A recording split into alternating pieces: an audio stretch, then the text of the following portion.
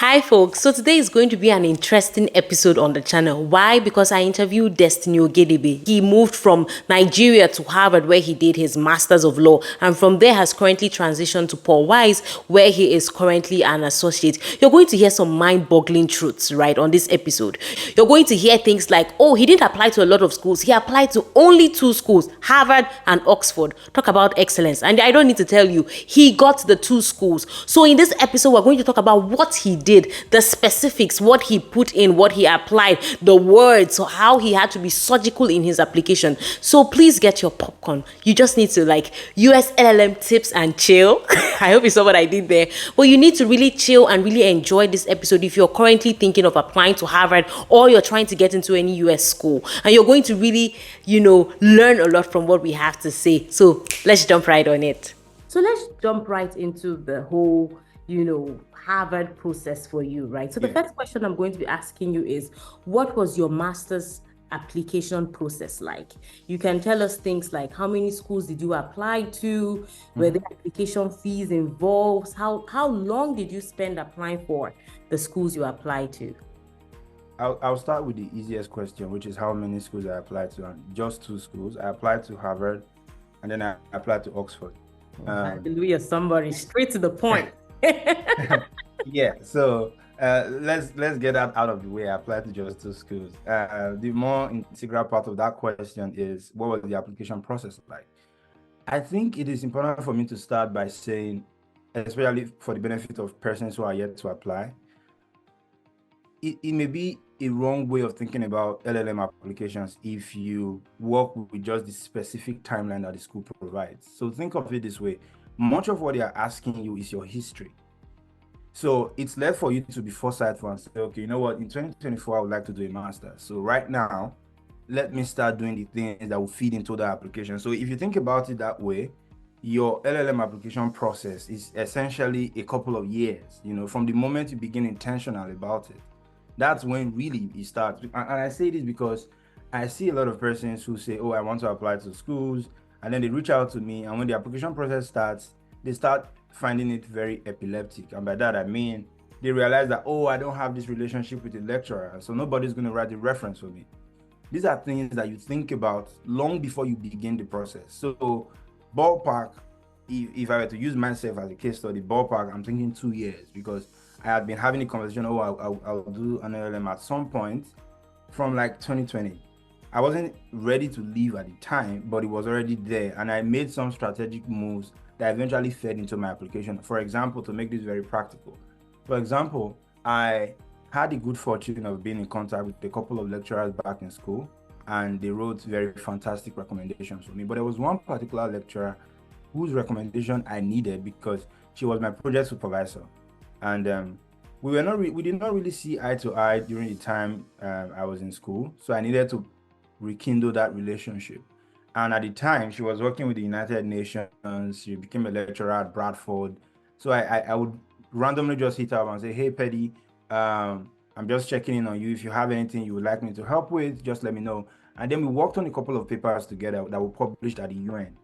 And then I followed her to a program that she did in Europe. I was a rapporteur for her, basically. So all of that helped when she was writing my recommendation, because for schools like Harvard and Oxford, they have a retinue of extremely accomplished and seasoned professionals who review this stuff. And that was part of the first things they told us when I got to school. They were just going over the whole process and trying to make us feel very welcome, very deserving. They would tell you, look, there is absolutely no person here whose application was not reviewed to a T.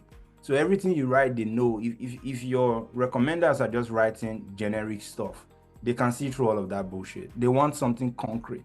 So when you think of your application process, don't just say, oh, on the website, it's like, I think I have like 3 months, so I'll just cobble up everything together.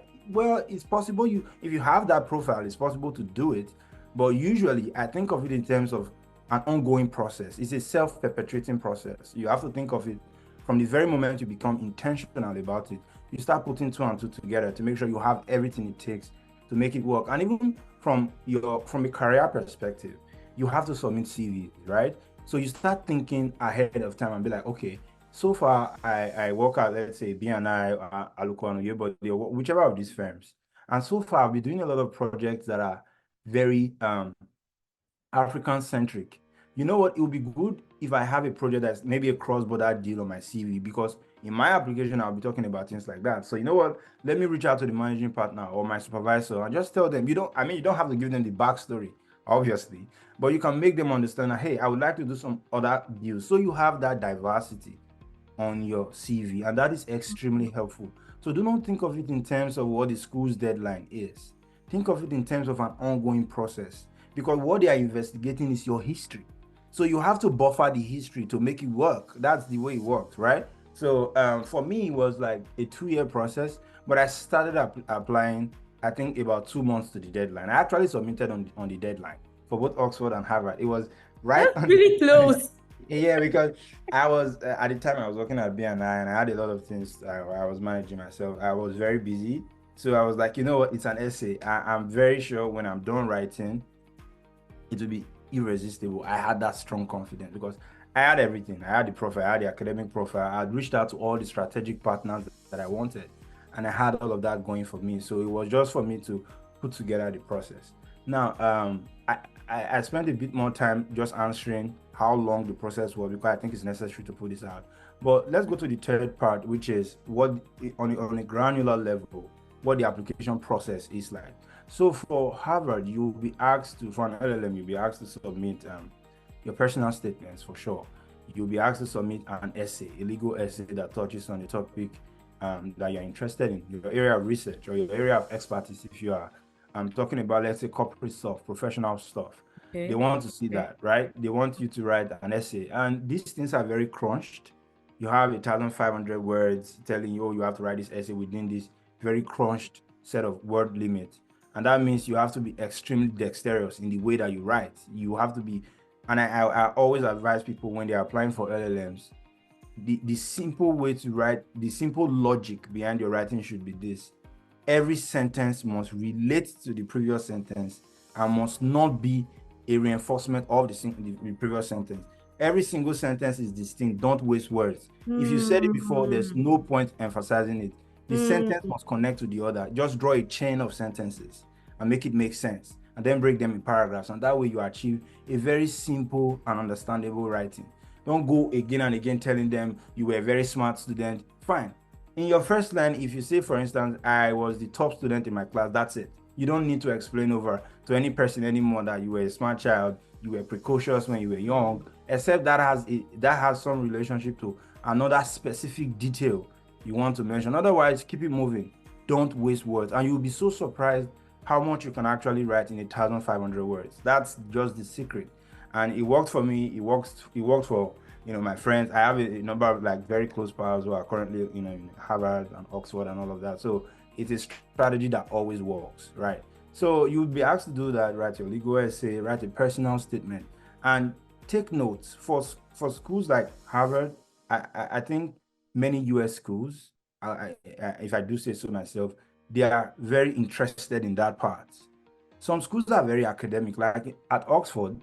Nobody really cared about my personal statement. Oxford doesn't care if your father suffered in Ogoni and there was an oil spillage that burnt your house. It's a very academic institution. It's pure academic scholarship.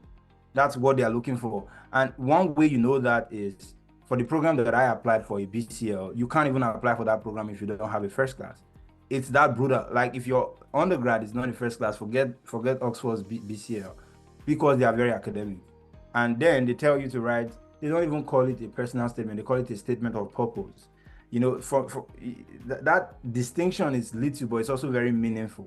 What's the difference? I don't think I've ever paid attention to the difference between those. Yeah, so a statement of purpose is, as opposed to an essay, is an informal way to tell them what you are interested in, not who you are. That is the difference. A personal statement is an informal way to tell them who you are, what your prevailing motivations are or were at the time you were applying.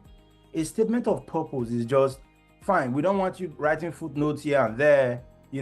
Occasionally you can chip in who you are and whatnot, but the essence of this paper is, tell us what your purpose is. What are you interested in, and why are you interested in that? it's not for you to tell them you were from the poorest background, you didn't have any money. No, that is a personal statement. A statement of purpose is different, and that's what Oxford does. And it's 250 words. They are trying to tell you, hey, we don't want a lot of things. We've seen your CV, right? We just want you to. That's so interesting. But this is completely different from what Harvard is asking for, because Harvard is asking for a personal statement, which is about you.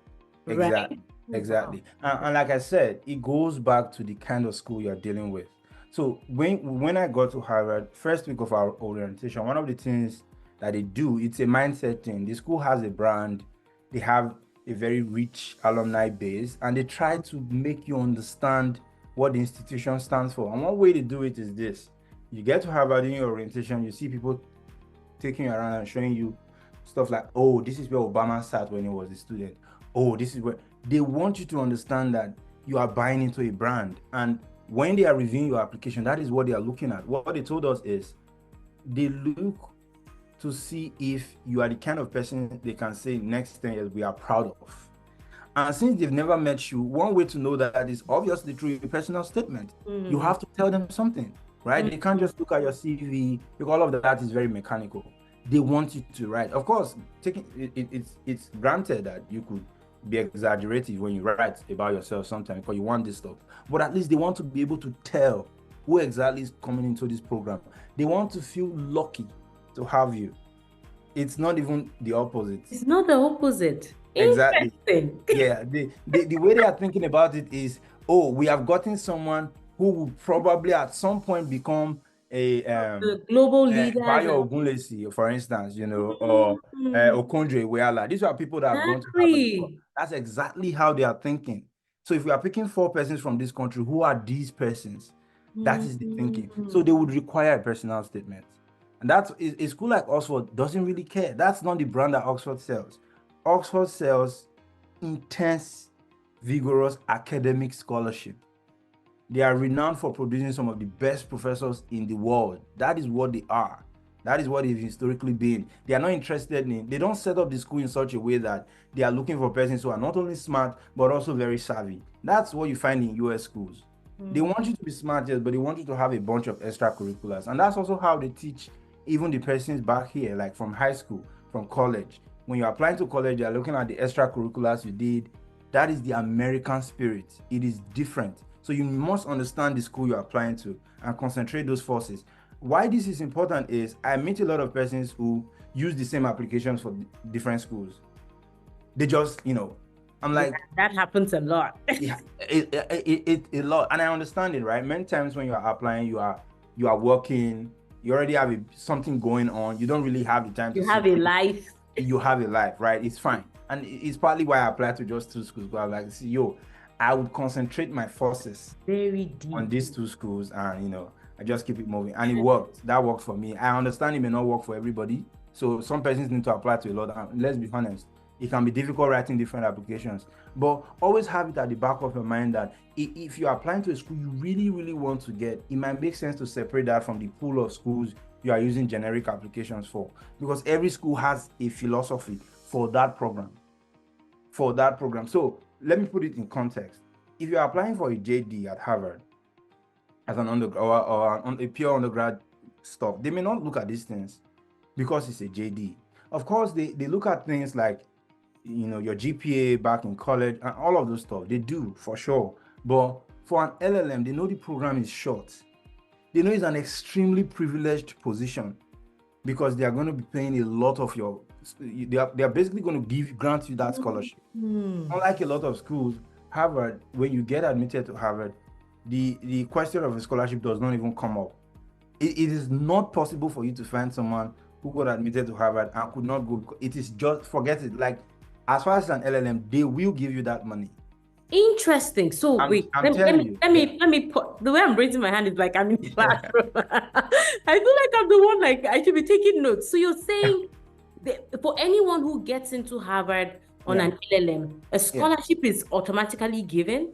Is that what automatic is probably an oversimplification because you apply, but the application does not require you to say, hey, my father's house got burnt when I was 10. No, you don't even write anything. You just fill a sheet of paper. Okay, A what's form. your earning capacity? What's your salary back home? They're just trying to get a sense of how financially capable you are.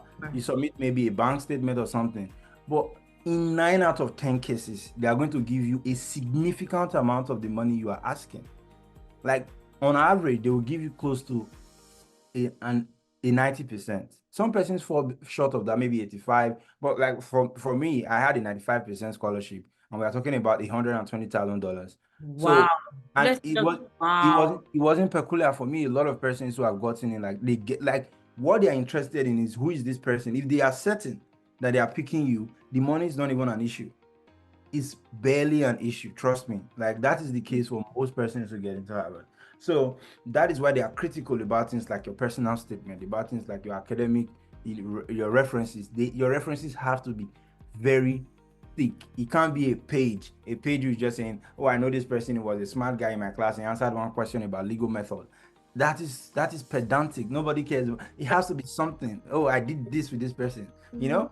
Yeah. Even I told my recommenders, look, these essays we've written together, we put out things we've done before, put links, linking them to like give them something meaty, and that's how it works, right?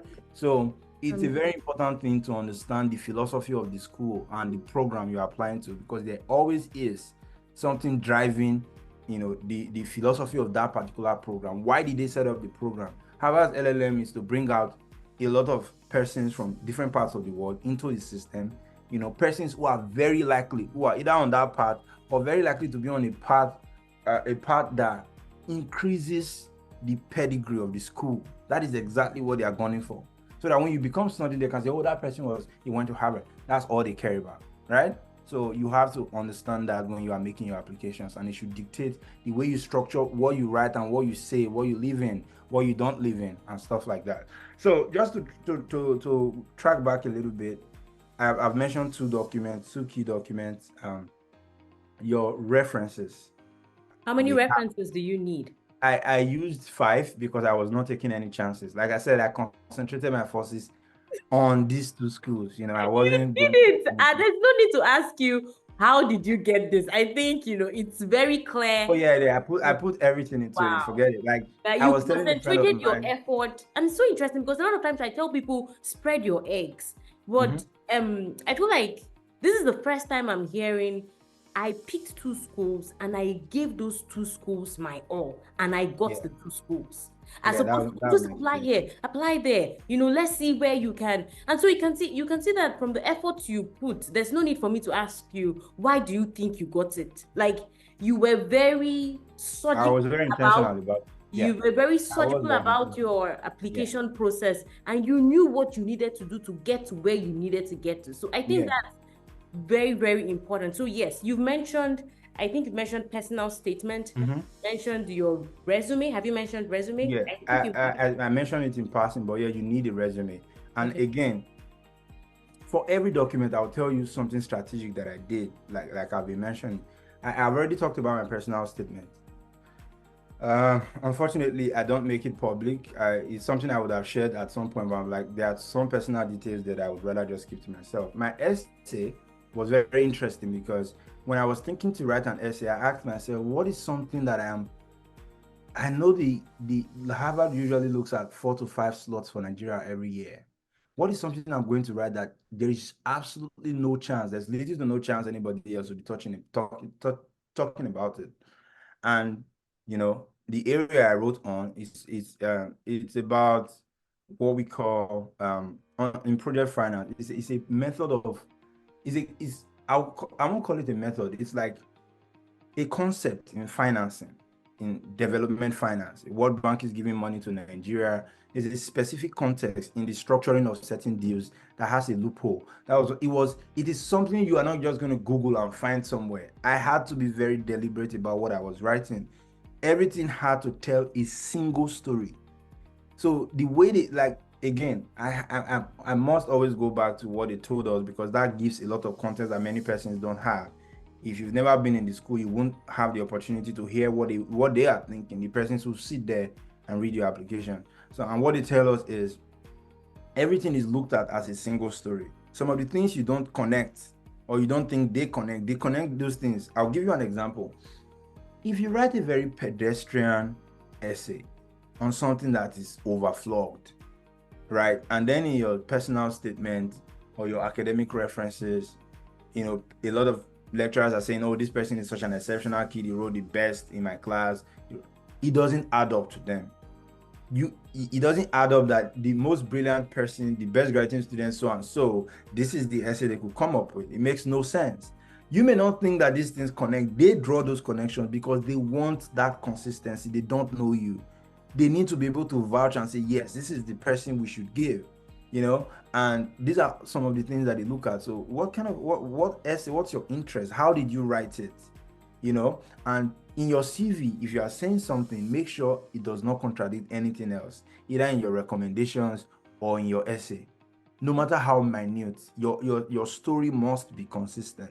It must be consistent. I'll give you a very simple example that may not be obvious.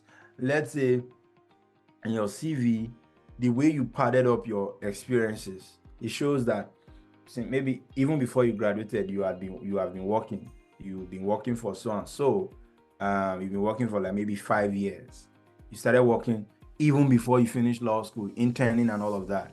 And then in your essay, you are talking about how you spent the last 4 years feeding the sick, raising the infirm, doing one NGO work or the other for a cumulative period of 4 years. You fed over 5,000 plus persons. It doesn't add up. Because what they are thinking is you couldn't have done all of this at the same time. It doesn't just add up. And I'm saying these things because I know a lot of persons do not think this critically when they are putting up. You have to think about these things. It doesn't add up. You must tell a very consistent story, and you must do a lot of tinkering around the details you are putting here and there. So, when I sat and I thought of my application, I knew I don't have the energy to apply to a lot of schools. I have to be honest with you though. There are two other factors that are not exactly professionally related that influenced my choosing two schools. One is I must admit there was a little bit of arrogance in the belief that I would get these schools because I had the academic profile to back it up. I can't lie. That's confidence there. Yeah, I can't lie about that. That was there. The second was I just got promoted at work at BNI. I had a double promotion that year, and my salary is skyrocketed. I moved to Lekki. I was balling. So I was like, am I even really ready to leave this year? So you know what?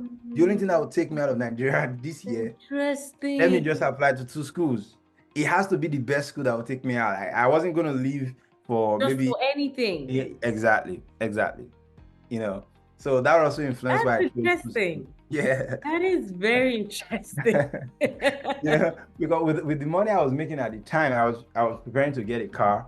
I was living in a very decent apartment. At least I had some money in my account. I was like, I'm not just going to leave all of this for any university. With due respect to all of these institutions, of course, I wanted, it has to be the best of the best of the best. Pull me out. Yeah, that was the context. That's the context too. So, but it's always better to think of your application as a serious event. You are dealing with very, very smart people, and one of the things you learn, one of the things you must be conscious of is how to eliminate competition. Like if I'm doing something and I know a lot of other persons are doing it, my thoughts are always, how do you eliminate people? So I'm always thinking about whatever it is I'm doing twice, 3 times, 4 times.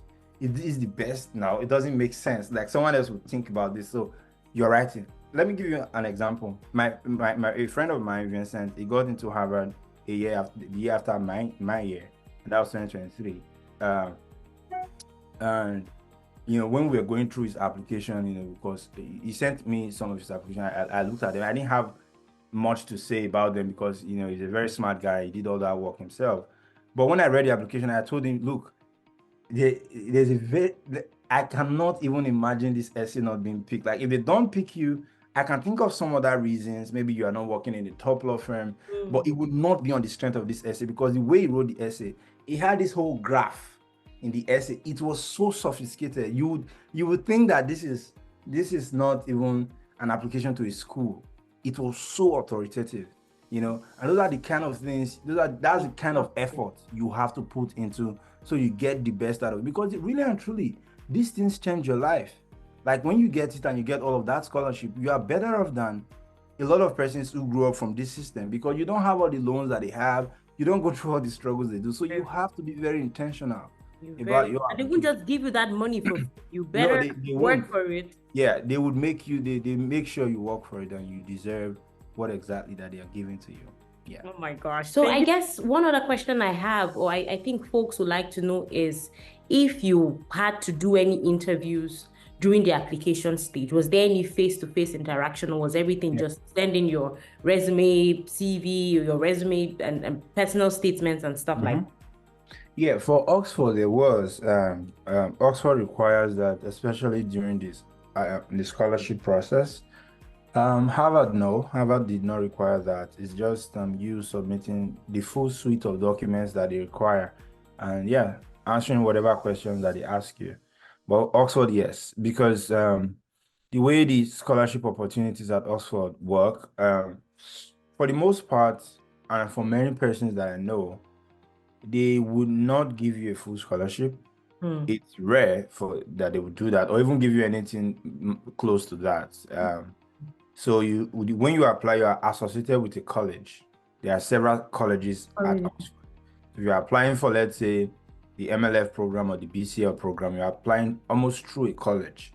When you get there, you'll be in a college. It could be John's College, it could be Wolfson's College. That's the way it works. And some of those colleges have specific scholarship packages. And many students will apply for that.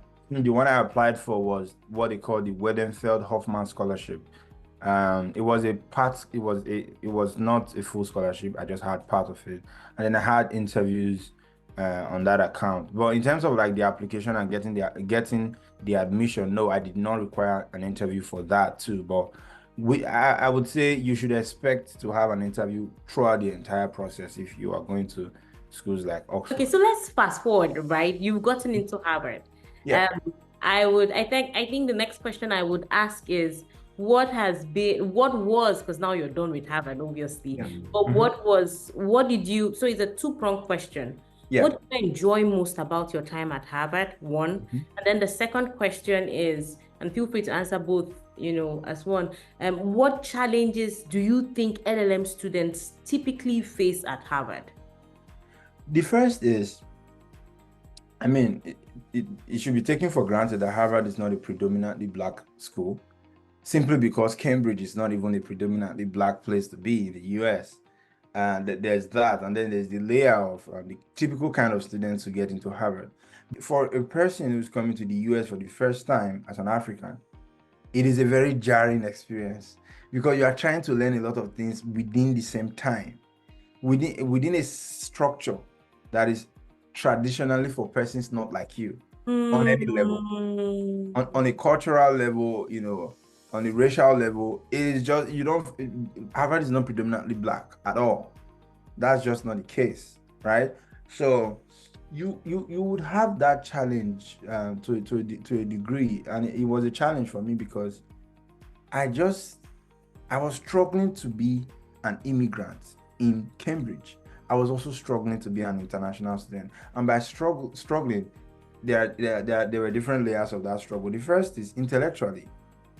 There was a challenge, and the intellectual challenge was, in a place like Harvard, a lot of things are presupposed. It may be true for other schools, but Harvard is my point of reference, because that's where I went to. A lot of things are presupposed when they are teaching you. And what I mean by that is the assumptions that people make of what you know or what you should know. Exactly. Very quick. It's enormous. It's a full suite of assumptions. You are thrown into this cesspool of information asymmetry. You are wondering, what exactly does this mean? And why do I have to learn things so quickly? Why is there such a large chunk of things that I have to learn within a very short time? The amount of things you are expected to read, the surgical precision with which you are expected to communicate your ideas, it's on another level. I'm telling you, like, you read a course, you come to class, and I expect that this is true for many schools. I'm just, again, saying this is my point of reference, right? The amount of things you're expected to know or read and learn, and the way you're expected to communicate it in class, right? Those unspoken rules of how things just generally work. Like nobody's going to tell you, hey, this is how you should speak, but you can tell from the way the class moves and the way people are communicating and exchanging ideas that there is a certain level. The questions are embedded. So Very it means that there is an assumption. There is an assumption that you understand the foundational layers of what is being discussed. And when you move from a system like a typically British influenced system like Nigeria to an American style of learning that is very Socratic, lecturers are asking a lot of questions. You know, your expectation is you come to class, all these lecturers you've been hearing about will come and they will speak to you with such pomp and pageantry, and you'll be shouting, wow, that's such a brilliant professor. None of that is happening. They are just sitting there looking at you and asking you the bulk of the question. So you are basically teaching yourself, and you are having to do that on a very high level on very complex subjects. At least for me, I took very complex subjects that require, some of them even require things like calculus. So I was learning a lot of things, trying to get grounded at a lot of things, you know. So there was obviously the intellectual challenge. There's also the cultural challenge of it's hard to find your community in a place like Harvard. Because like I said, it's predominantly white. It's not very it's the program itself is immersive. You can find yourself within the international students, but within the more specific Harvard circle, it can be quite challenging.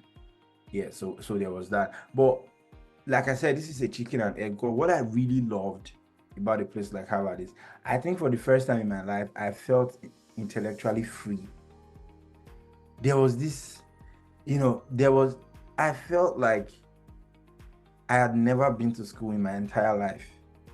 I'm telling you, because when I got comfortable, the way I would speak, the kind of things I would contribute to, the kind of things I could just freely say, and the way I felt accepted. And then the second thing I really enjoyed was the caliber of persons I met. In my program, at least now I can say, oh, I have at least one person in well over like 30 countries in the world that I can call and say, hey, what's up? I'm coming over to this place, and I'll be very sure I'll have some welcoming hands. You know, I made amazing connections and relationships with people who are not only top of the top in their respective professions, but are also very genuinely kind people. That's amazing. That's really like just watching you talk about it, I'm like, wow. Like there should be a movie called Going to Harvard. Like, it sounds very genuine. It sounds like, it's challenging yet rewarding, right? Because you the same things that challenged you are the same things that rewarded you. Being in learning from those people, from friends. I think that's it just changes you really. It was a life-changing experience. That's amazing. Okay. The next question I'll ask is, does Harvard provide support to LLM students seeking internships, job opportunities, or any kind of support? So for international students, you are going to get a lot of support because they know why many of you are coming to the US. You are planning to lateral into the workforce here. So I don't think it's meaningfully different from the kind of support you get in other top schools in the US. And I say this because I know that the most important support that Harvard offers to LLM students from a job and career perspective, it's a combined effort between Harvard and many other institutions. So there's something that, I'm sure you've heard about the OCI program, where international students, have access to law firms, and then they can potentially get called for interviews or even have jobs. I understand that in recent times, it's not really been very helpful. Not a lot of persons get jobs from those platforms, but it has helped a number of persons that I also know. So yes, Harvard has that mechanism. They collaborate with Columbia and some other Ivy League schools to provide that support. So they will go to law firms will give them certain criteria. They will share it with us, we submit documents, and those law firms call us up randomly for interviews. So I know a number of persons, my seniors, who got jobs. I know someone who had like 4 jobs from that OCI program at Harvard. Now she works at I think Allen and Overy in the UK. Number of persons like that. So it's a fantastic support system. And even besides that, Harvard has its own mechanism. They have a number of persons for the graduate program. They can help you review your CVs. You can go to them for advice on how to just do basic stuff related to your applications. And yeah, they'll be very happy and very willing to do that for you. Although it's not a lot compared to maybe what we would wish it was like. And I say this because if you compare that to the kind of opportunities that, let's say, JD students have, like first year JD students, it's there's a gulf. There's a very decent gulf. But you can't really blame the schools, because it is usually the law firms that set up the way they want to deal with these students. So law firms say, hey, we are coming to first year dinners, and this is the number of persons we want to pick for our summer programs. Makes right sense. So because of the way the LLM program is and the fact that it's not very long, we don't really get integrated into summer programs. If it were maybe a 2-year program where you can have summer breaks, I think it would be much easier. So it's not so much about the schools. The law firms already have a structure, and that structure has become market. It's not just what one law firm is doing. It's not a Paul Weiss or Cravat, problem. Almost all the big law firms and even the mid-sized law firms, they operate within that structure. So it makes it hard for schools like Harvard to bend their LLM programs to fit into that system, right? So a large chunk of you getting a job ultimately depends on a number of factors, maybe even significantly luck.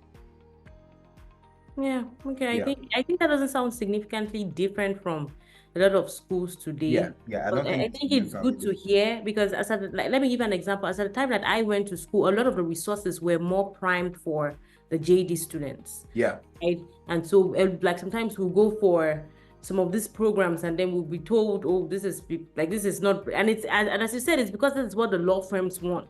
Yeah. And so because of that, there's only so much the schools can do. So I think that is good context to have. We are wrapping up this this particular section about Harvard, but before we go, I guess I would want to know, what advice do you have for anyone? If you could give an advice in few sentences, what advice do you have for anyone looking to get into Harvard now?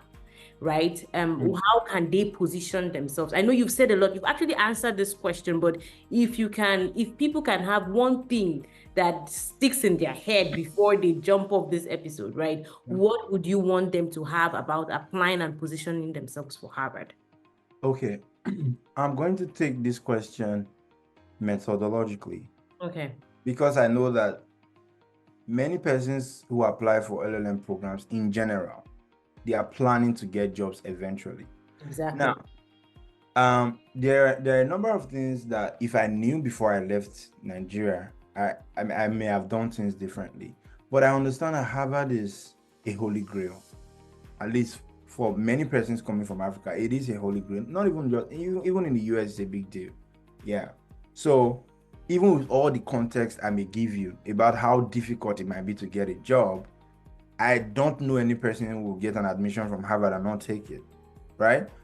So to that extent, I would say the best thing I can tell you is, if you get an opportunity to get into Harvard, one of the best ways to position yourself is look for persons who have gone into the program.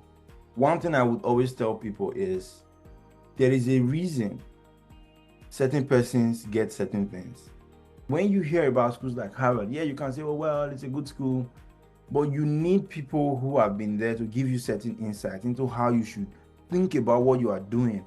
Don't just jump into the process. One thing you must never lose sight of is there is something you are likely not thinking about, that someone who has been there has the context to give. You must look for those persons. Always prioritize mentorship. That is very true thing. It is extremely important. It's not a process you just jump into and just begin to, try by error. No, because you don't get so many opportunities doing things like that in general. Always prioritize the mentorship.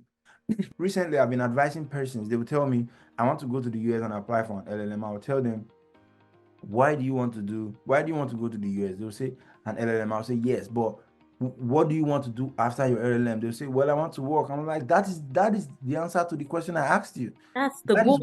That is the goal. You are thinking about it the wrong way. There are 3 things. The first and the most important is your immigration status. I know it's hard for you to think about these things from where you are, but let me tell you, the most important is one, your immigration status. Two, how to get a job. Three, the school you're applying to. Now, if you think about one and two very well, an LLM may not be the solution to number three. It may be a JD, it may be an MBA. So you must ask yourself, if I go for this program, will I get a job? If you do, it is very hard. And if you know that, you may not do an LLM. You may be coming for a JD instead. So you must understand the sequence. Because many persons come, they get stranded. I would have been stranded. I was a ticket away from going back to Nigeria, where I had an offer in Nigeria I was going to take. And we'll get to that soon. But mind blowing. My mind is blown. but yeah. Wow. Yeah. So if I take Harvard out of the equation, okay, I know really and truly, whether it's an LLM or JD, many persons should take Harvard because it is Harvard. But if I take that out of the equation, one of the things I want Africans who would watch, this interview to know is you have to understand what exactly is most important. Are you coming here to just study and go back, or you want a job? If you want a job, look for the most convenient program that would at least guarantee that you have opportunity and access to those jobs. It may be an MBA. It will first of all heighten the time you have from an immigration perspective to be here. I always say this, like what you're saying, I feel like it should be written, like, but we don't think about this. No one thinks about it. Yeah, people don't think about these things because sometimes I don't blame them, because when you think about it, people just want to leave. It's just too much work, I guess. It's like, it's too much work to think about. They are like, after all said and done, I don't get light for house. Let me just leave first. When I reach there, I will sort this. I will figure it out. Yeah, so I can't blame them, but it's important to think about it because it can significantly make a difference between you're not getting a job and you're getting a job. And a lot of persons now are beginning to do JDs. I've been seeing a lot of Nigerians doing JDs lately. I'm like, thumbs up, good for you, because at least with a JD you have 3 years. 3 years. Every chance you get a job. Exactly. The chances that you won't get a job are very, very low. So yeah, that's one thing I would definitely put out there. Think about it very well and ask yourself questions. Why is it that many persons who do LLMs, I don't see them announcing jobs? There's a reason. If it's in the US, there is a reason. Because they don't have the immigration status to justify their stay after they finish their programs. So you have to think futuristically and begin to retrospectively deal with your situation. That's exactly how to think about it. Thank you so much, Destiny. I feel like, if we were employing folks, we would have employed you. But we are not employing folks. We are not there yet. I think you have said it. You have hit the nail on the hammer. Because when people reach out to me and they say, oh, I'm applying for an LLM, I'm like, why are you applying for an LLM? Have you thought about all your options? Right? If your plan is to work here, you better think twice. You better ask your questions of, is an LLM a ticket? An LLM is not a green card. An LLM is not an H-1B visa. An LLM doesn't mean you've gotten there are people who do JDs and don't even get jobs. Then you from your country, you come with an LLM. There are a lot of other things that a JD affords you that an LLM does not afford you. The first is, when you spend 3 years here, you sound better. The way you speak your English, the way you understand just the culture of what they do, the way you integrate into their conversations. If they are telling you about Thanksgiving, you know what to say. You've seen winter, you've seen spring, you've seen summer. In Nigeria, we don't have that. There's no yeah, but when you're an LLM and you're just coming, you don't know these things. So even if you are smart, they are thinking that you can't even speak to their clients. What are you going to say? You don't know them. So, and then they have JD students who are probably even smarter than you are, and they have great backgrounds. So why would they take you? The chances are just very low. They're just very, very, very, very low. So, in fact, I dare say you have a better chance doing a JD if you are looking for a job. Like, just forget the LLM. Do an MBA or a JD. It's very, very difficult. Very, very, very difficult. So folks should begin to know that, because all the glitz and glam really does not make them know this thing. Oh, I know Destiny, or he went to Harvard and then he got a job. I'm like, it's not so straightforward. You don't even try. Don't use me as a case study. It was very, very difficult. The fact that I don't talk about it does not mean it does not exist. You should not be judging from one of these extreme exceptions. No, not at all. You have to look at all the persons you heard in June, July, August last year announcing LLMs. This year, have you heard anything? Or you think they don't like announcing their jobs? If you're not hearing anything, it's because it's not happening. So you have to really think about that. It's something really important. Oh my gosh. Thank you so much, Destiny. I really appreciate this. Yes, And my so, pleasure. folks, on the next episode, you're going to see Destiny and I are going to talk about his job at Paul Wise. I'm sure you know Paul Wise is an acclaimed big law firm in the United States. And so we're going to hear more about his story. But for now, thank you so much for joining. And I really, really appreciate you guys. Have a wonderful rest of your day.